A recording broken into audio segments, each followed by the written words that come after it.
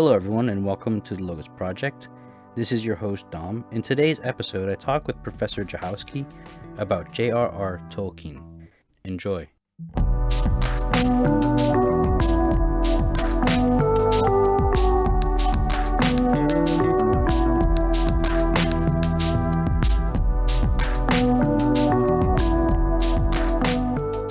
I'm really excited about this conversation. I have your book here, The Good News of the Return of the King.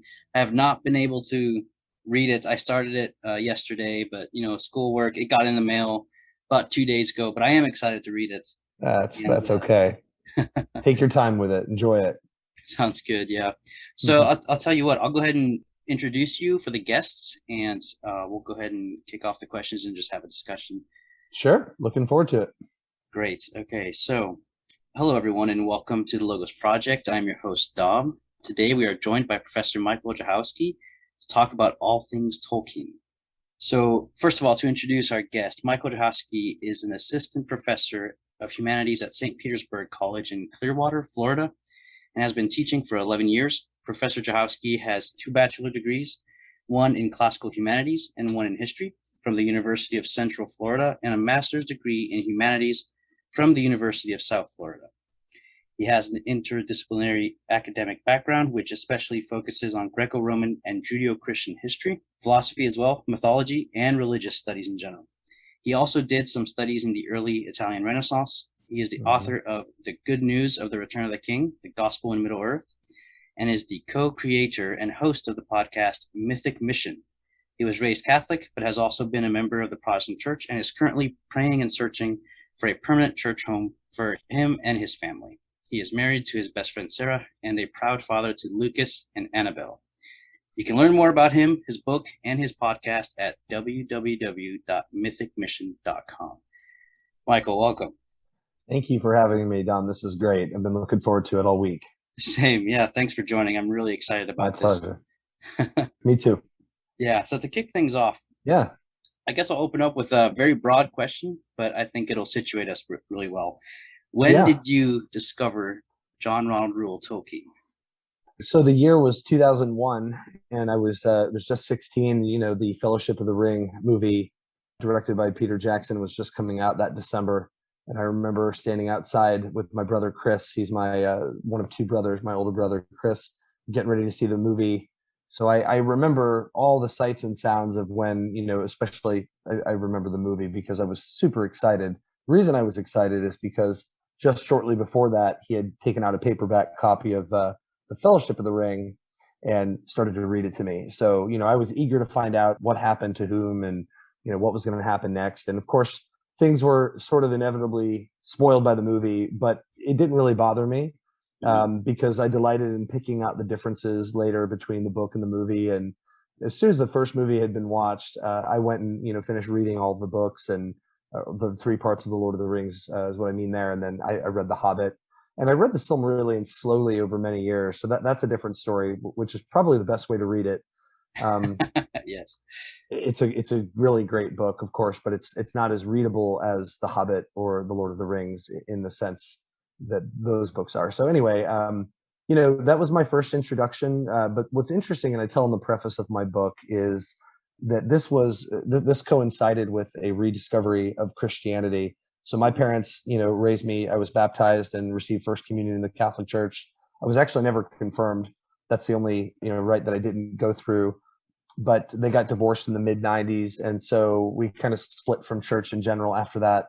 And then in the early 2000s, my mom rediscovered kind of a, milk baby Christianity, and we didn't know at the time prosperity gospel stuff, which we quickly, turned on. So she rediscovered Christianity. I became interested in it again. It wasn't Catholicism, of course. It wasn't high church, but we took a renewed interest together as mother and son. So I thank her for that, and then I thank my brother for introducing me to a love of Tolkien in 2001. So at the time, I didn't really realize the connection of those 2 things, but it was a pretty exciting thing to look back on later. And I can tell more of the story later, or if you want me to tell it now, but sure. I'm hearing a lot of similarities with my story in relation to Tolkien. But cool. Yes, please keep going. This is, yes. Oh, well, good. I want to hear from you too. So in 2011, I think I remember it's funny. My wife and I joke about the vortex. We had an old mattress that just kind of sucked us into the middle. And I was reading on an iPad or something. I think it was 2010. I think maybe probably 2011. I think I have that right. And N.T. Wright's book Simply Jesus had recently come out, and I had got it. I was searching, just scrolling through at night, on my screen on bn.com, looking at Barnes and Noble books, and trying to learn more about my faith at this time. I've skipped over a lot, but of course, this is the crucial moment. Yeah. The Simply Jesus book by N.T. Wright really opened my eyes to a way of talking about the gospel that I had heard before. So I bought the book, I read it, it didn't take long. And I thought, this all sounds very familiar. And so I looked back on that previous decade and I thought, why it sounds familiar is it reminds me of Lord of the Rings. This how God became king, Jesus, just the idea. I know this sounds silly maybe to some of your listeners, but the idea of looking at Jesus as king seemed like a ridiculous notion because I was really still new to the concept. And of course, it's not ridiculous, but it took me a while to catch up to it. But as soon as it all just kind of clicked, and I thought, this story sounds familiar. Or wait, I've heard this story before. And then even later, a few years later, when I was researching for this book, I had read an account in somebody else's book on Tolkien where they had basically the same experience, where they had heard the gospel first in Middle Earth and didn't know it. And that's basically the gist right there, is that, in 2001 and the years that followed, I didn't know I was hearing the gospel, but I was. And it took me a good 10 years and then some to learn that. But that's how it all kind of comes together. And I talk more about that in the preface of my book. So that's how I kind of became acquainted with and enchanted by Tolkien. That's amazing. It's also a tribute to Tolkien's non-propaganda like evangelization. He's very subtle with the beauty he tries to convey, which is all he's trying to do is to convey beauty and truth through his work. And I had the same experience because I grew up Catholic. I did get a good Catholic education in high school, but I would say that what kept me Catholic down the years really was the foundation that Tolkien laid. And so I should say what kept me Christian. I'm not trying to, make this a denomination question, but what kept me Christian as opposed to agnostic or, seeking maybe other religions really was the impact of Tolkien and how it was a story that was fantasy, was myth. It wasn't, like I'm sure you'll share with us, it wasn't true in the primary realm, but it definitely had something to it that just grounded me, ironically, because it's fantasy, And so everything you say, I can relate to. And my grandmother is the one who read them to us when we were children. And I remember very distinctly in 2001 when Fellowship came out. And we weren't allowed to watch it yet because we were kind of young, and my mom didn't want us to be scared with all the orcs and stuff like that. But I remember a friend at school had gone to see it, and we were about in the part where Tom Bombadil shows up. And so I was asking my friend, "Oh, did you see Tom Bombadil? Mr. Willow?" And he was like, "No, what are you talking about?" And I was like, "What?" So I was kind of confused, but eventually I saw the movies. Yeah. Best part of the first part of the Lord of the Rings, isn't it? I mean, Bombadil is essential. I understand. I don't want to get us on a rabbit hole tangent on Bombadil and Peter Jackson, but I get it. But I really wish he had been put on the screen. But I understand why they took him out, but same. Sure. I wish he hadn't made it. Yeah. So I mean, you mentioned the word enchanted, right? You were enchanted by Tolkien. I completely relate to that. And it baffles me to which point he really has shaped my imagination. So I wanted to ask you more about that. What do you mean by enchanted? Sure. Yeah. I'll stand on the shoulders of, scholars who have been saying this for a lot longer than I have. Enchanted means putting the transcendence back into one's worldview. And so, and I say this throughout the book, especially in the introduction, which is quite long because I wrote it as a primer for people who are not only new to a new understanding of myth, but to concepts like fairy story and allegory and, just Christianity and other religions and things like that. But we also talk about, this idea that some people don't look at the world as filled with something beyond the physical. They see it as just strictly materialistic, physical, naturalistic, whatever words you like for it. And that's really what enchantment means at the base. And Tolkien uses this word in a similar way on fairy stories. And when he's talking about fantasy as a human right, and part of how we make stories as sub-creators. And so it's an important word. I think he prefers it to magic. Enchantment is a way of not deceiving us, what we might think of by the use of the word magic, but putting the real back in reality, kind of, because real metaphysical understanding of the world is that it's more than just what's visible. We've got the cave of Plato, but we also have the world of being and the world of the forms, is one way of putting it. And so it's not just physical, but it's metaphysical. And so really that's what enchantment means in a philosophical sense to me, is it's a metaphysical sort of understanding, which is how I use it in the book. So many thoughts are racing through my mind. One thing that I've noticed when it comes to my relationship to Tolkien is that a lot of what he taught me, I didn't have words to explain or to verbalize. Yes. Until I started digging deeper into philosophy, into history, into Christianity, and suddenly I discovered the vocabulary to explain what it is that Tolkien gave me. I just didn't know how to explain it. And so looking back, I realized how Tolkien was very influenced by Platonism, but Platonism has come through Christianity. And so he really, I love how you put it, he puts the transcendent back into the real. And that's absolutely my experience. Me too. No, I second you with that. I would just say that, for me, like it sounds like for you, Tolkien gives us words and vocabulary for something that we've been searching for all along. And scholars who have written about Tolkien have done this for me too. So I'm grateful to a lot of people in my very long bibliography that, it was a heavily researched book that, have also pointed this out long before I have. So it's a very important thing. He has a way, like Lewis, of kind of scratching that itch that we knew we had but couldn't get to. So it's very, very, very powerful stuff. Yeah, and also I think that the Inklings, right? So Lewis and Tolkien especially, they really sensed that something was missing in the modern world. And I mean, they're both self-described, if I'm not mistaken, as medievalists. And I think they realized that in modernity, we took a step away from a certain aspect of knowing and of being human that's really important. And we've kind of relegated it. So you talked about naturalism, you talked about the absence of mythic thinking. And I think that they saw this very clearly. And my studies are in theology and philosophy, and I also see it in Catholic theology in the 20th century that centers somewhat around this idea of mystery is not something that you can pin down perfectly in some kind of rationalistic way. There has to be some kind of open-ended transcendence. Well, sure. And, scholars have been saying for a long time that medievalism as a worldview is one that seeks to unify in a sacramental kind of way, which I know we'll get to.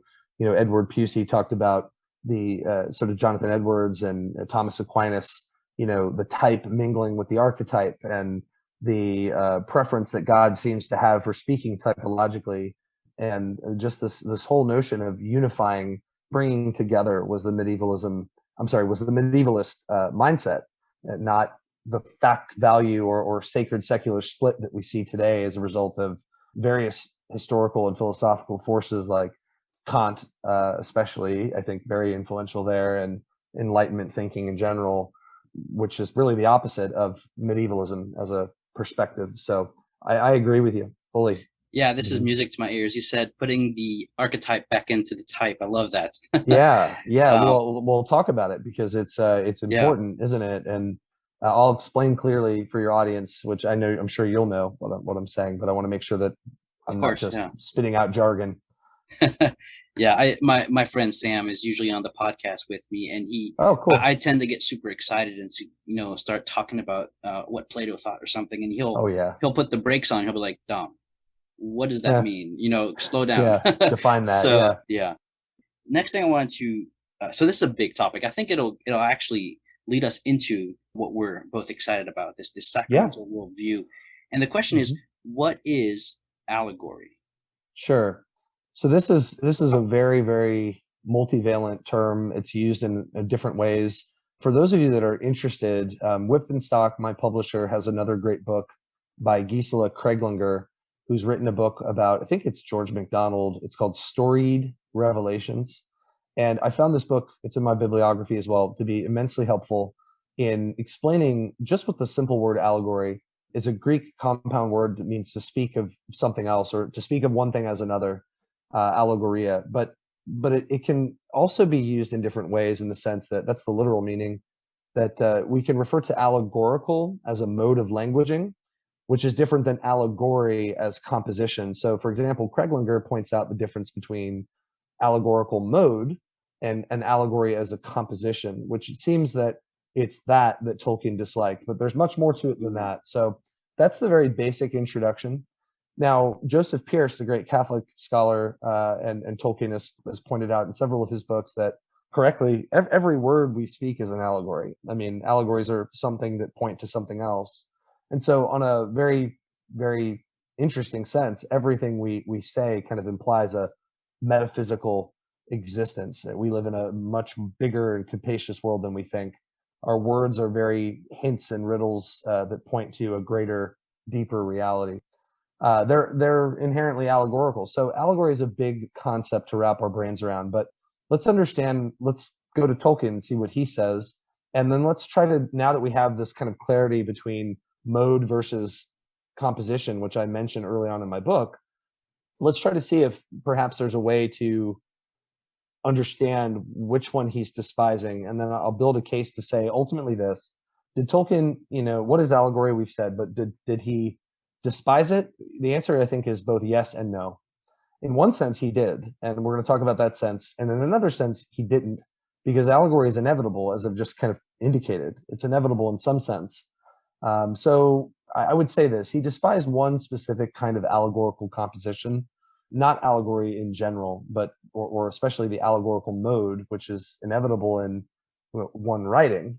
And I think that some allegories are, we might overuse the word here, but some allegories are more allegorical than others. They're more transparent to the reality they're trying to depict. But no allegory can be completely implicit. They ultimately gesture toward what they're pointing to. So no matter how well you try to hide your message or inner meaning, and Tolkien did try very hard, it is ultimately going to point to what he really wants the story to communicate. So again, this distinction between mode and composition, in letter 131, for those of you, the Humphrey Carpenter edited editions of the letters, the only collection we have, this is his famous statement, like it is in the foreword to the second edition of The Lord of the Rings. He cordially disliked allegory, he said there, in all of its manifestations. In letter 131, he says, I dislike allegory, the conscious and intentional allegory. He specifies a specific type of composition, not all allegory, because listen to this. In another letter, letter 186, and Pearce, I'm thankful for pointing this out, of course my story is not an allegory of atomic power, but of power exerted for domination. Pearce has rightly pointed out that Tolkien is here saying that The Lord of the Rings is in one sense a kind of allegory, just not an allegory of that. And so this is kind of illustrative of my point. You see, this word really can be quite confusing. And, somebody ought to really make up, like Lewis struggled with the word myth and mythology and wanted to come up with new terminology. And it's very hard to do. So please understand when you read my book that we're working with limitations here. Tolkien says, of course, a lot more in letter 181. I won't read all of it about allegory in his work. He says, for instance, there is no allegory, moral, political, or contemporary in the work at all. It is a fairy story. So it's interesting there that he delineates between, is he saying allegory and fairy story are on opposite ends? No, I think he's assuming that there's a spectrum of allegories. There are the conscious and intentional on one end, and there is the fairy story on the other. Because, of course, if The Lord of the Rings is an allegory, but it's also a fairy story, then fairy story must be a type of allegory, but different than the one that he disliked. So we imagine a spectrum. We imagine on one end is more allegorical, more heavy-handed, more preachy. On the other end is less so and more, I think, Christ-like, that exhibits sort of the art of the parable that one of Tolkien's good friends speaks about. And so this just begins to kind of give us an understanding of the complexity of this term. And I could go on and on, but, Murray, he goes on in his great sermon, Tolkien and the Art of the Parable, that allegory is woven into a parable with a delicacy that's very hard to detect. And so the word just has so many different applications. It's easy to get lost. I hope what I've given can kind of give some parameters for discussion. Absolutely. Clarity. I think I think that was very helpful because, first of all, inevitably you see Tolkien's Platonism in what you just said, because he doesn't want to make one thing be a representation of another thing. He wants it to be a representation of an archetype, a form, right? So it's not the atomic bomb, but it's power, the destructiveness of power, and that really is Platonic. But he takes it further, right? Because he's Christian, and he realizes that the Word was made flesh, right? And so there's you put it once to me, I think you said Tolkien's work is like a painting. It's thick like a painting, because it really is a work of art where he's not trying to convey a message, he's trying to convey beauty and truth. Yes, that's exactly right. Yeah, and so that's very transcendental, and yet it's very real. The paradox is what baffles me. And I think that's at the heart of mystery. You always have these two poles, which is the infinite and the finite, the eternal and the temporal, the truth that is made specific. And so I think Christianity does that. Yeah. So that was super helpful. Thank you. No, my pleasure. And of course, there's much more, and I go into it in my book. But Murray is very helpful too. Murray was a Jesuit friend. Yep, gotcha. Robert Murray. Yep. So he was an addressee and correspondent in some of the letters, like letter 142. Trying to think, letter 156, I think. And then Murray wrote an essay, which was a sermon at the Tolkien centenary in 1992 about Tolkien and the art of the parable, which is a really hidden gem that I found was very helpful, which was kind of a key to unlocking the thesis of my book, which is that Lord of the Rings discloses truth and communicates truth parabolically. And it might even refresh your listeners and readers who hopefully will read the book, that just getting a refreshed understanding of what parables are, because that was going to be my next question. Yeah. What do you mean by parable? Sure. Yeah. Yeah. So again, it's one of those terms.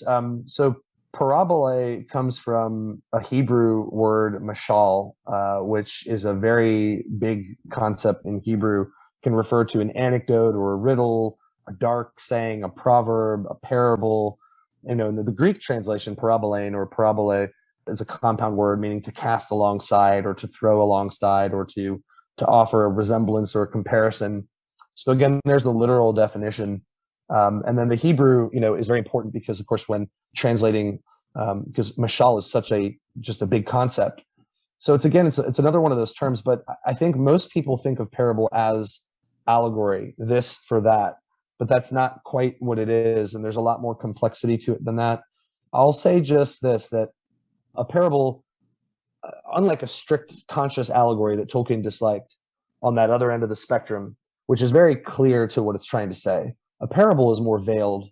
And you just look at a lot of the great longer parables of Jesus for proof of this, or any of the parables really are so filled with endless rereadings and meanings. But we might say that the operative quality of parables is they disclose things suggestively. And Kreglinger, whom I've already mentioned, puts this to not the dominance of the allegorical mode of language in the parable, but to the metaphorical mode. And not to throw one more term, but metaphors are one thing that speaks suggestively of another.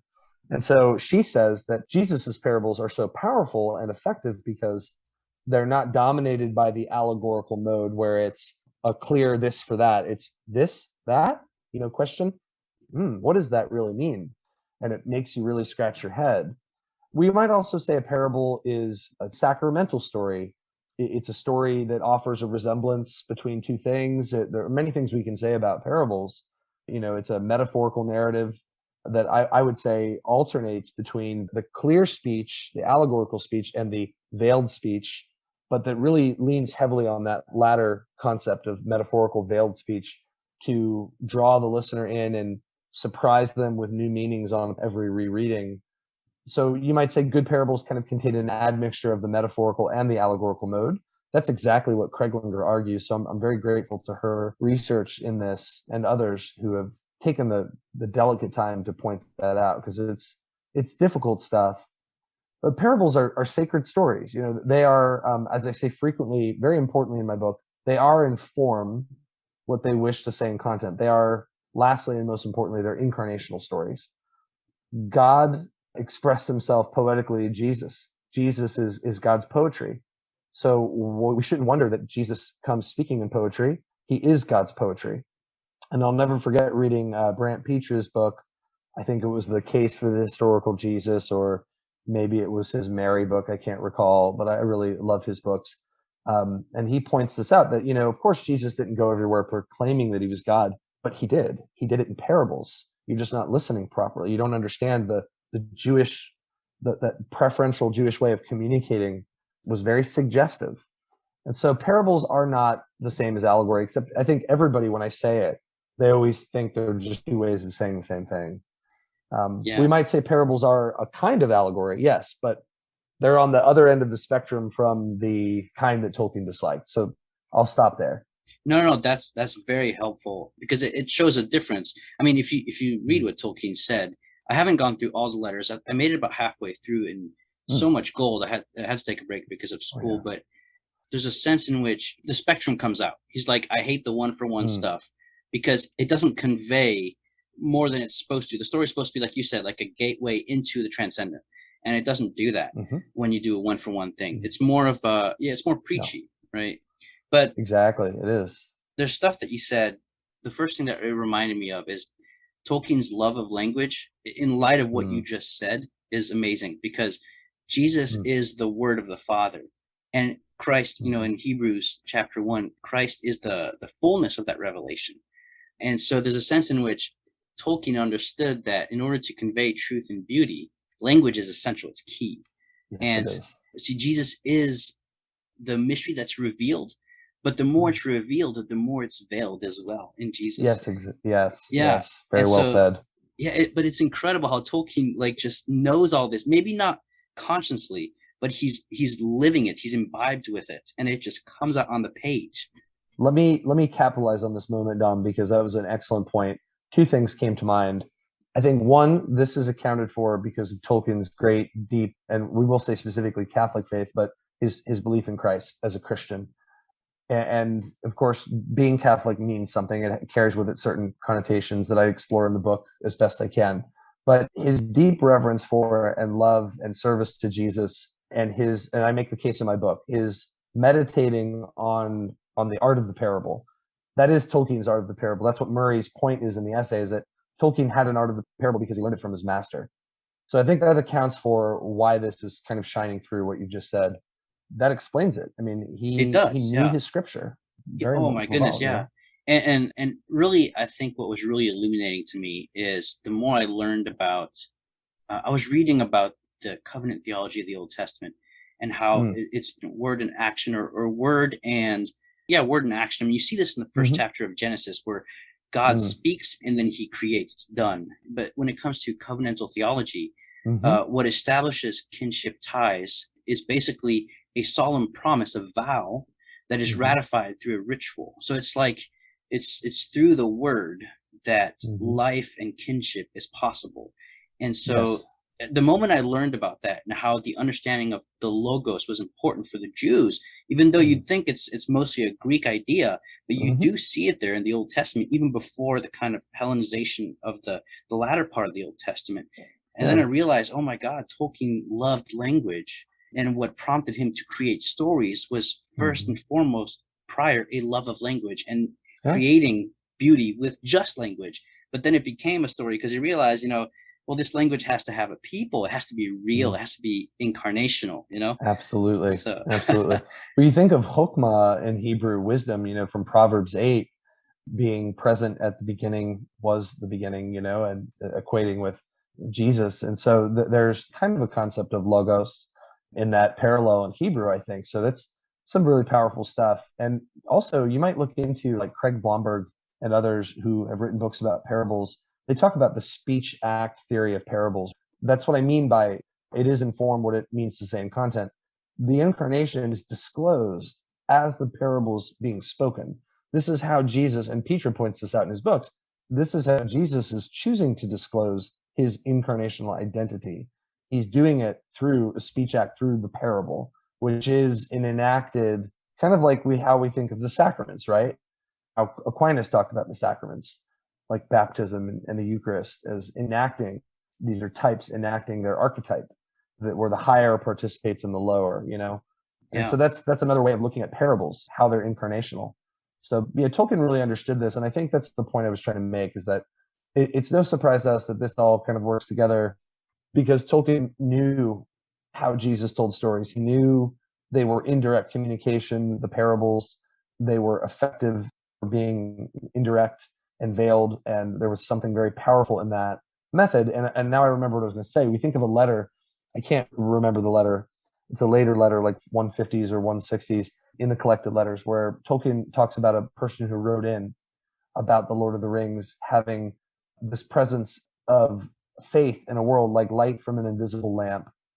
And that's exactly how we should understand Tolkien's world, is that faith, God is there. He's always present, but never named.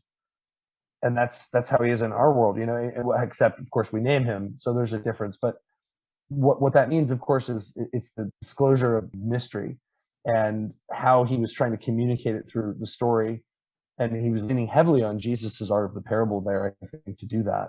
Because I would say that's an apt description for Jesus's parables as well. It's like there's like this light from an invisible lamp when you talk. And I want to know, who are you, Lord? And that's why Jesus says, who do you say that I am? And he expects an answer. So powerful stuff, really Oh powerful man. stuff. Oh yeah. It reminds me of something I was reading by Joseph Ratzinger.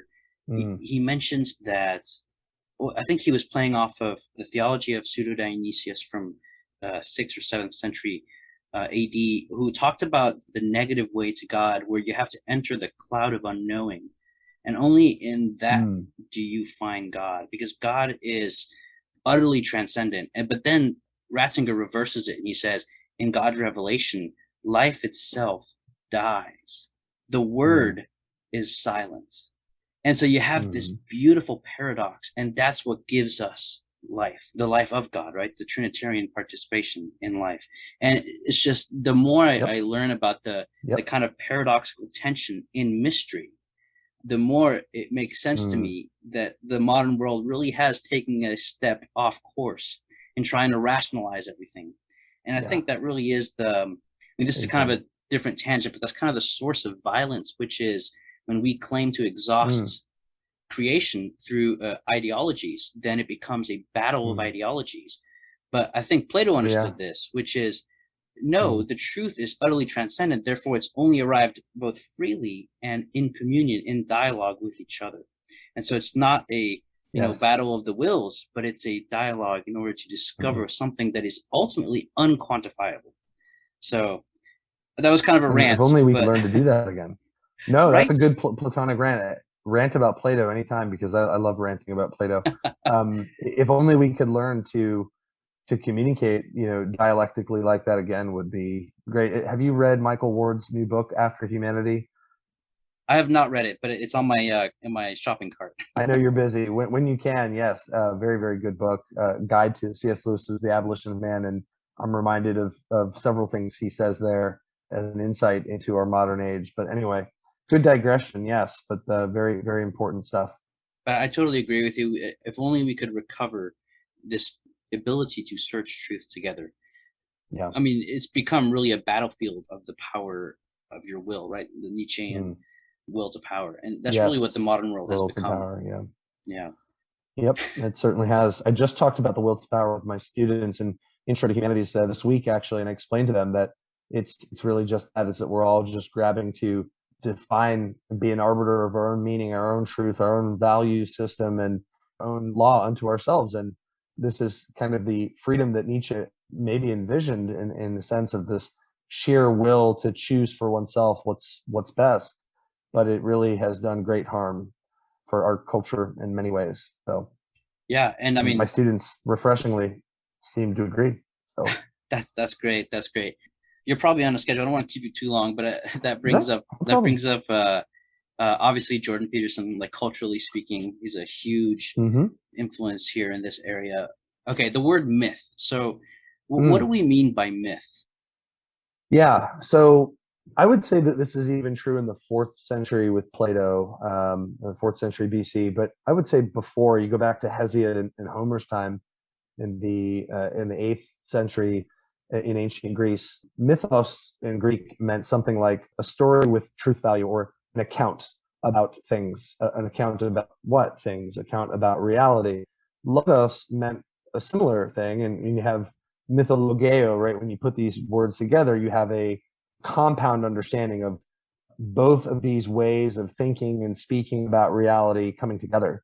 Logos is kind of a practical, rational, metaphorical, mysterious, veiled way of speaking.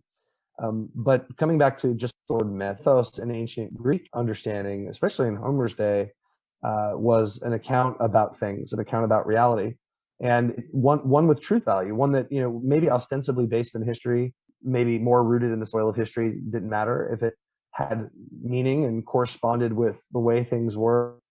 Plato used myth. We think of the allegory of the cave. Myth changed by the time of Plato.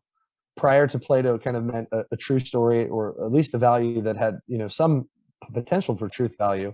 And by Plato's time, it became kind of a demoted, and logos was prioritized by the philosophers. We might see a shift in the Epicureans and the Stoics, and then later, of course, in the Enlightenment. And there were peaks and valleys in this across the Middle Ages, but I would say that myth really is a story or an account about reality. It has truth value. It's a grand narrative. It's a narrated worldview. That's what myth really is, talked about today by scholars like Alistair McGrath and others, and myself. That this is how Tolkien and Lewis seem to understand the term.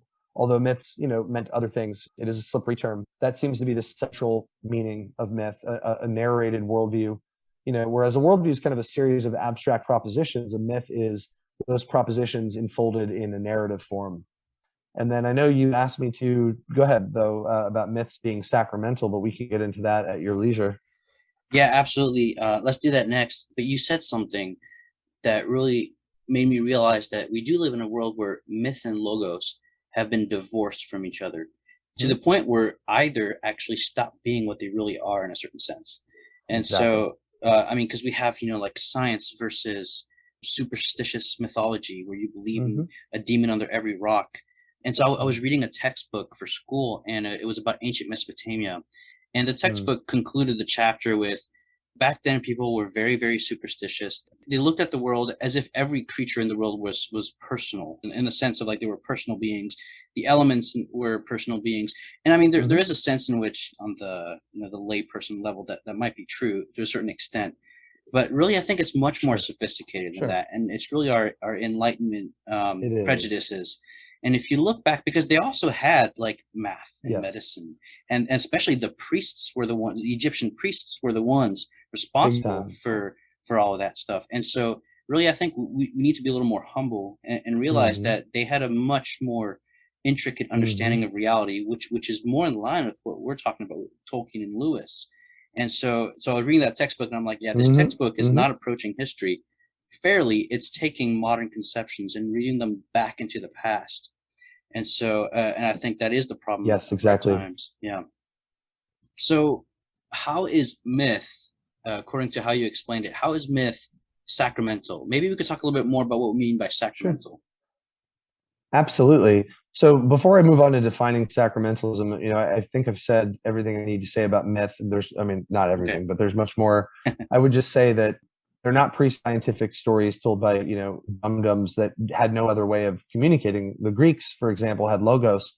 But what people don't realize is that, these concepts, while there aren't perfect equivalents in Indian culture or Chinese or Japanese culture, they did kind of look at the world the same way. So the ideas were there and present in every culture, that there are multiple ways of looking at something.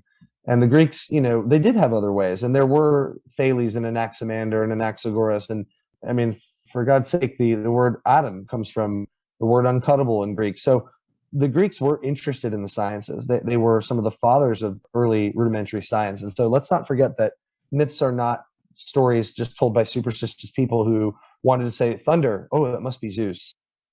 So there's that. There's a lot more to say. Myths are stories that take place in two worlds. The world of Plato's cave, the world of becoming on the one hand, and the world of being. They're metaphysical stories. They're not just stories about physical things. They assume a larger definition of reality, an enchanted reality.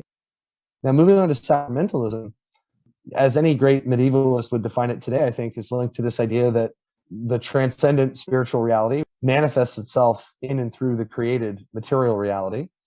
In our sense, it might be the presence of the Holy Spirit and God's presence in the created order, although not being the same as the created order.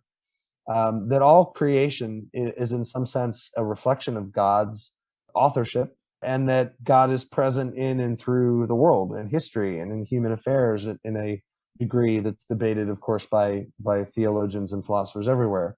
So it's just this idea that the higher participates in the lower. Sacramentalism is this sense that, in a biblical sense, we might take a look at it typologically or typologically. I know it's kind of a tomato thing. Christ is the archetype, and he prefers to speak through the ectypes or the types that point to him. And he's created all of these types in the world that prefigure and point to him, and some do so more than others. And there are lots of ways of reining this in properly. You can read books by great high church scholars like Hans Boersma and Gerald McDermott, who have written about this subject, and many others, Louis Marcos. The higher participates in the lower. And so we see the archetype is present in the type to a certain degree, and there's a sacramental union. There's this word participation. So we think of it as not two separate circles, as Boersma talks about it in his book, but as an overlapping Venn diagram. And that's how we also view the relationship of heaven and earth. And so any type of communication that assumes that is going to be a sacramental kind of myth. And of course, if a story is strictly materialistic or assumes a steampunk mechanistic world or something, it's going to miss that, because it's going to miss that transcendent sense. It's going to be mechanical and, very earthy, and in some sense only be that one circle. But you have a story like The Lord of the Rings, you have that participation, that full participation, that Platonic participation between type and archetype.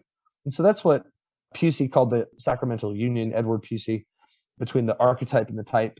And because, types communicate in ways that abstract propositions can't, that's how myths really work. Myths are not just abstract propositions, they're images. They communicate truth primarily first to our imagination.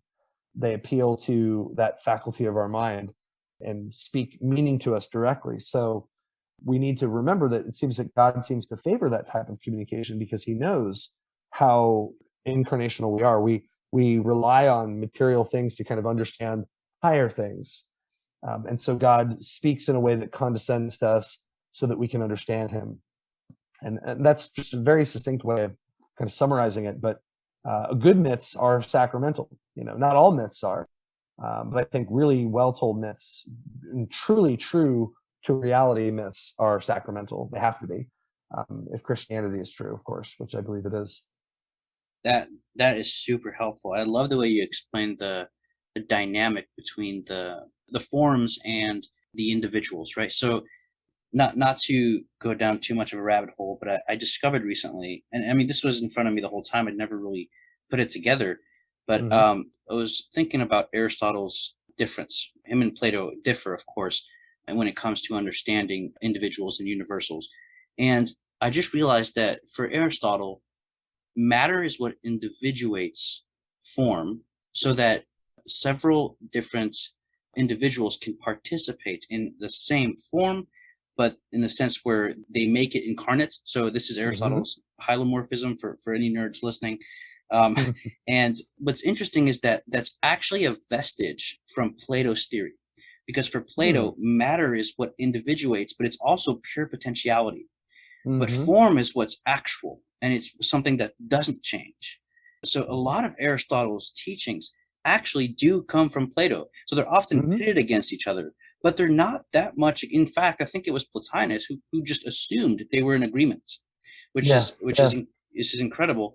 And so a lot of times there's a tension between. So in Christian theology, you have is Christianity a sacramental Platonism, or is it a Aristotelian transcendent, way of thinking? Well, maybe those can be brought together a little more. And so I think Tolkien got that. And so that's something I've been thinking about a lot recently. Because you explained that really well. Yeah. Yeah, because in the Middle Ages especially, this was a very lively debate. With the introduction of Aristotle, the Augustinian school was like, Aristotle, like, who's this guy? And the, St. Thomas was like, well, wait a minute. Maybe this guy has something to say. And so he tried to reconcile both. Anyway, so that's just to say that really the way you explained it, mythos and logos come together in a kind of sacramental way. And if we don't have it, our culture is going to suffer And thank God for Tolkien, because he's bringing it back.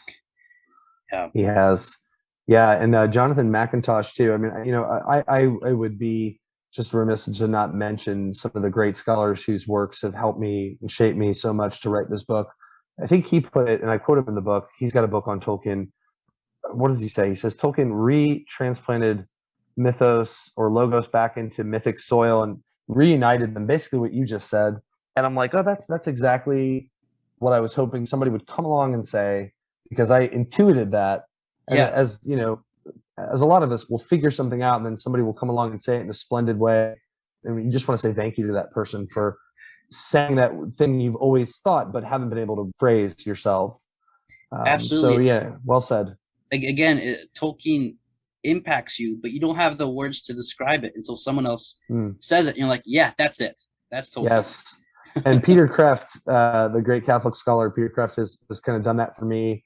And, just to come back to one last thing I'll say, it was Kreeft's comment about kings as archetypes in his book, The Philosophy of Tolkien, that really affected me, because later when I read his book and I looked back through 2011 and all the way back to 2001, and I was putting all the pieces together, I'm like, well, this is what it was that enchanted me about Tolkien. I wanted all my life to be able to throw myself at some king's feet and say, command me, tell me what to do. And another person who vocalized that just like that was Timothy Keller, the Reformed theologian, Protestant theologian in New York City, who in his Jesus the King book says exactly that. Like, we all want somebody to whom we could throw ourselves at their feet and say, tell me what to do. And it has to be the right person, of course. And it was just Kreeft's way of talking about how we all have and want kings in our subconscious mind, and we all want this Arthur-like figure to follow and to go run off into some great epic battle, and that's the Christian life. So that's what Christ has told us, that's the story we're living in. So it all kind of just came together, and this is just what absolutely enchanted me about his works, and why, as Kreeft says, they bear endless rereadings. Like reality itself, we can bore into them over and over again and never be bored, never be filled with, or exhaust all their meaning. There's always more to learn. Absolutely. Absolutely. The way I see this episode for my podcast is that it's really an ode to Tolkien, because he really was I think a mystic. He was a genius for sure, literary genius.